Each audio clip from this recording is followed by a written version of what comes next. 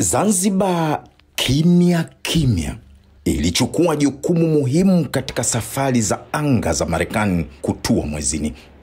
Thamani ya nchi yetu isiyosemwa mara nyingi.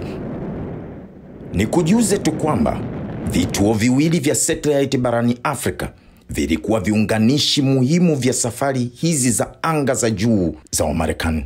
Mnamo Julai 20 mwaka 1969, Apollo 11 iliweka historia ya ulimwengu ilipotua kwenye mwezi, lakini hadi leo watu wachache wanajua kuhusu vituo vya anga vya Kano kaskazini mwa Nigeria na Tungu Zanzibar, ambavyo vilisaidia kuweka msingi ambao hatimaye ulifanikisha misheni ya Apollo 11. Wanaanga wanne akiwemo mwanamke mmoja walitua mwezini Julai 20 mwaka 1969. Kabla ya kutua mwezini na mafanikio kutokea, Marekani ilihitaji kujaribu vyombo vya anga vya juu na visivyo na marubani. Mnamo Oktoba mwaka 1958, utawala wa Marekani pamoja na shirika la NASA ulizindua mradi wa Mercury, The Mercury Project. Mradi huu wa miaka 5 uligharimu dola milioni 400 wakati huo. Ulibuniwa kupima uwezekano wa usafiri wa anga na binadamu. Wanasayansi walifikia kuzindua chombo kwenye orbit, lakini vile vile utafiti wao ulihitaji udhibiti wa mawasiliano ardhini katika nchi zilizo kando ya njia mzunguko wa dunia. NASA ilijenga jumla ya vituo 18 katika maeneo ya kimkakati ulimwenguni, ikiwa ni pamoja na Nigeria. Wakati huo ndio kwanza Nigeria ilijitawala kutoka kwa Waingereza, na Zanzibar wakati huo ikitawaliwa na usultani wa Oman pamoja na utawala wa Uingereza. Mradi wa Mercury ulihakiki wanaanga 7 wanaojulikana kama Mercury 7 na hatimaye kukamilisha safari kadhaa za orbit mwanzoni mwa miaka ya 60.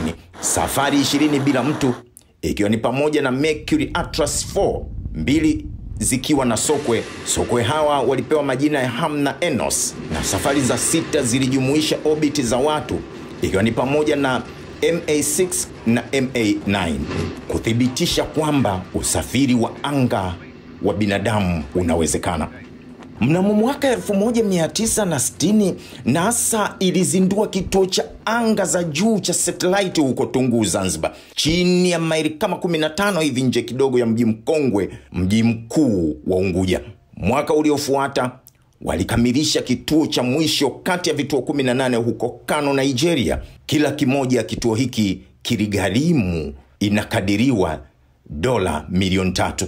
Waingereza pamoja na Sultani Khalifa bin Harub wakaidhinisha uuzwaji wa ardhi katika mashamba huko Tungu nje kidogo ya mji wa Unguja kwa ajili ya eneo la mradi wa mawasiliano ya anga mwaka 1960.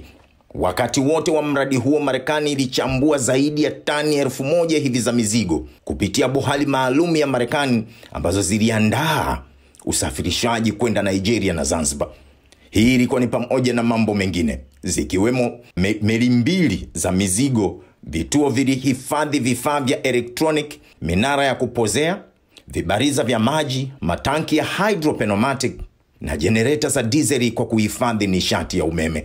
NASA ilifanya kandarasi na wahandisi wa Marekani na Uingereza wakishirikiana na wataalamu wa ndani wa Zanzibar, wakichunguza ardhi ili kujua pembe sahihi zaidi za antena za rada zitakazotumiwa kuwasiliana na vyombo vya anga vilivyokuwa vikipita juu na chini ya mstari wa upeo wa macho. Hii inatoka katika kumbukumbu za kihistoria za NASA. Kano kunafahamika kama nyumbani kwa ufalme mkubwa wa kale wa Kano, na Zanzibar kitovu cha biashara ya bahari ya Hindi kwa karne nyingi mno. Sasa vilikuwa viungo muhimu katika mtandao wa kimataifa wa kufikia na kuangalia nyota, mtandao wa kwanza wa mawasiliano ulimwenguni.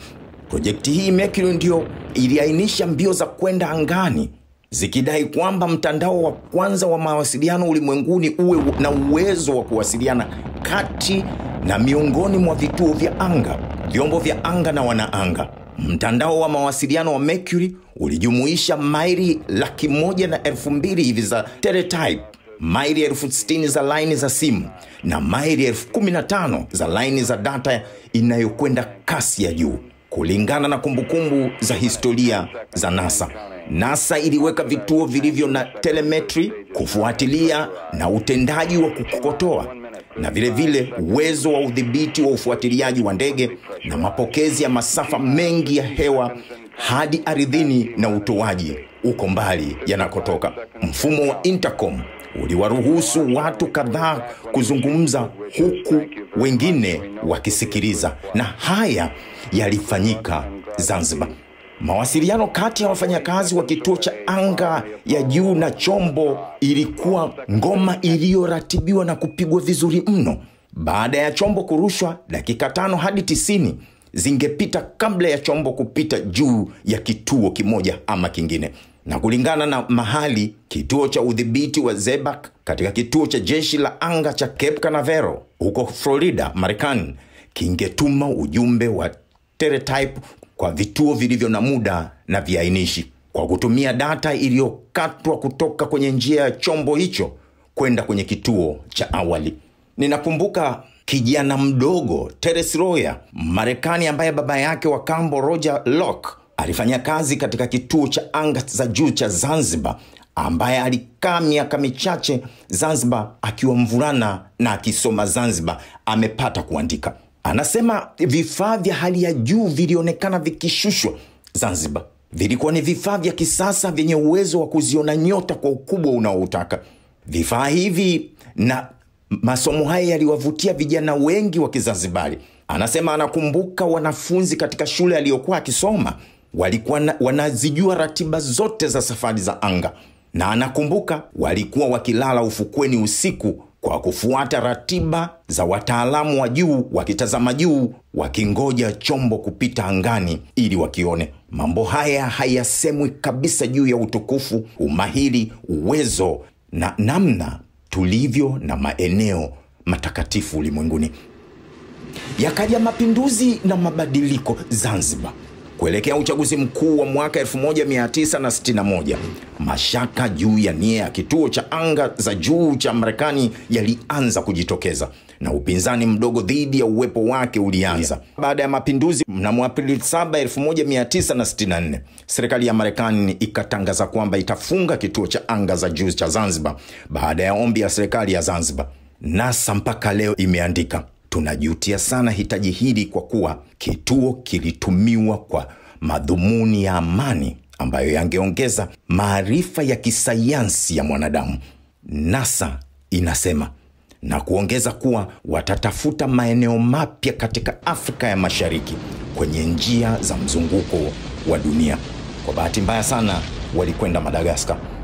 Baada ya miaka mingi ya ushawishi kukifungua kituo hiki, Uingereza na Waarabu wakiwashawishi wa Zanzibar, hapa kulikuwa na mgongano wa kimaslahi kwa sababu Zanzibar ilikuwa tayari imeanza kufanya ushirikiano na serikali za Uchina, Ujerumani Mashariki na muungano wa Kisovieti, na mielekeo yake ya kisosialisti ikawa ni kielelezo cha kidiplomasia kilichoshindikana juu ya mradi huu.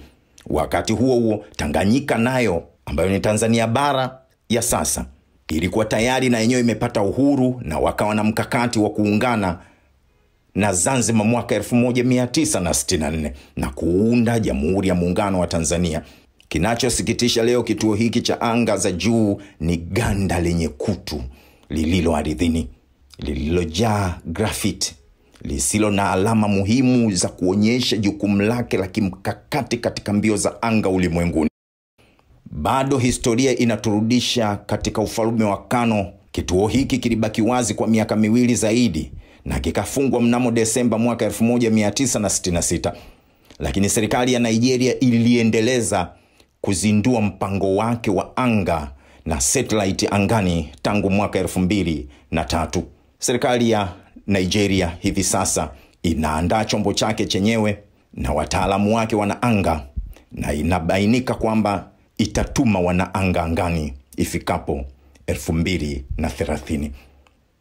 Eneo la Tunguu ni moja kati ya maeneo bora kabisa ulimwenguni.